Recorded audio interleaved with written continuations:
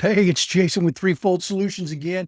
Today we're talking about a new update from Planning Center People. This time we're talking households. Households are something that we've always hoped for a little expansion on how to manage those, and Planning Center has finally brought us some new tools to make that possible. So in today's video, we're going to take a look at that new feature, how to utilize it, and a complete overview as well. So before we jump into that, I just wanted to mention we love making these videos for people who use Planning Center and want to use it a little bit better. We try to give you as many tips and tricks as possible, as well as some new strategies that you can use when you're using Planning Center in your church.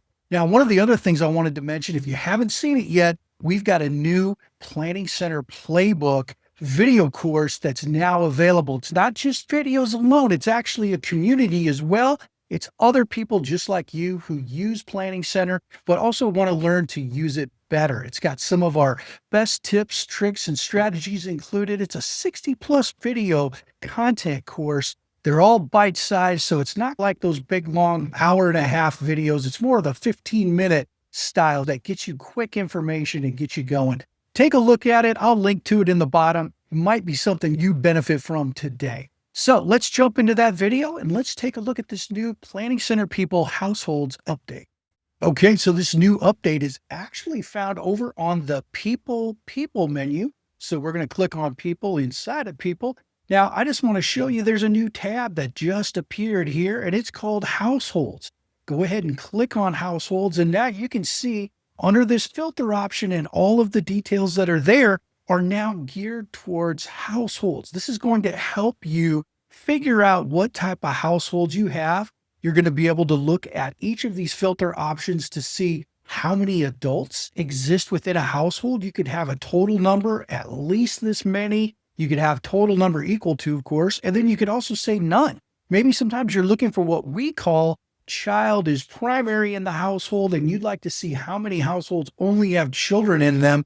And it just helps you clean up your data a little bit better. Now, the other thing, let's keep that open. The other thing is the children's side to this. You actually have the ability to do the same thing with children in a household. So now you can go in here and just look for households with X number of children. You can look for households without children, et cetera, et cetera. This is just another awesome way to start to filter our households. And just like any other filter, when you make a selection, you have the ability to change it right here. And this allows you to then continue to filter down and find what you're looking for. Now, this is not the only place that households now shows up. But while we're looking at it, don't forget, each one of these columns provides you with additional information. Now, it lets you see how many members are in the household total, how many adults and how many children.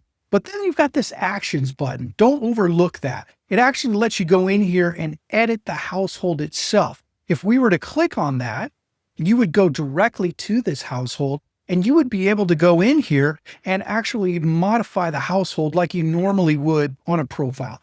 Now, the other benefit here is you can perform an action. Now, this is kind of nice because sometimes you have children in a household and only the parents have a membership type or have a campus designated or something along those lines. But now you've got the ability to run these bulk updates right from this particular pane. And you can go through here. And if we need to update the campus for all people in the household, we can now do that individually, selecting the household and then applying it across all of the actual people in the household.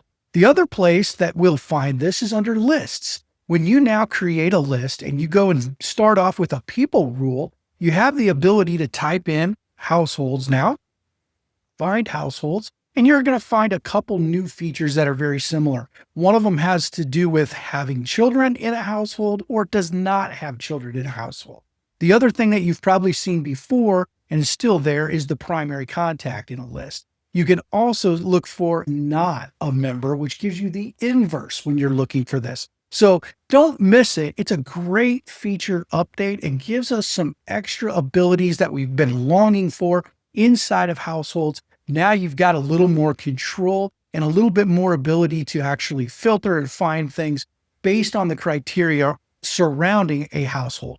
I hope you got a little bit out of this one today. It's one of those features that I'm going to continue to play around with and find all kinds of new ways to utilize this household information.